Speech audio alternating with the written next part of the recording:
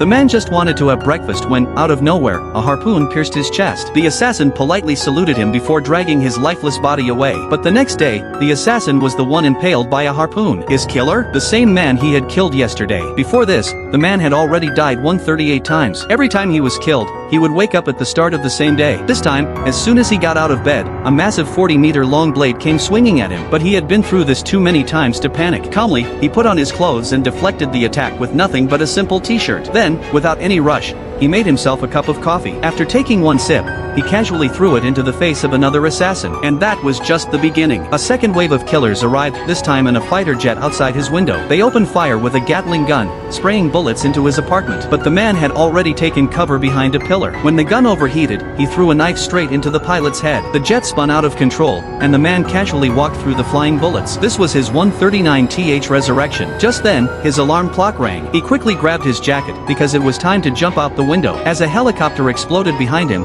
he landed perfectly into a garbage truck. Of course, in his past 22 attempts, he had missed the truck every time. Once, he even got crushed flat by it. But even when he landed safely, there were always more assassins waiting. Like this pair of twin sisters, who had killed him 17 times. Or the bomb expert, who had blown him up twice. Even his so-called long-lost brother had killed him 3 times. Sometimes, he managed to fight back. But in the end, it was always the same result. Especially against Blade Girl. She was so fast that before he even saw her move, his head was already rolling on the floor. No matter what he tried, he could never survive past 12:47 p.m. So, instead of fighting, he decided to spend time with his son. They had the best time ever at an arcade. But as they left, the man noticed something strange. This time, the clock showed 12:50 p.m. He had lived 3 minutes longer than before. Then it hit him, he had been tracked. The only reason he survived longer was because the arcade's basement had no signal. Just as he realized this, the assassin showed up. As expected, he was filled with bullets once again. On his 146th resurrection, he went straight to an old friend. From him, he learned that the best place to implant a tracking device was inside a tooth. That's when he remembered he had gotten a tooth implant a few days ago. Ignoring his friend's protests, he grabbed a tool and prepared to pull out his own tooth, just to see if he was being tracked.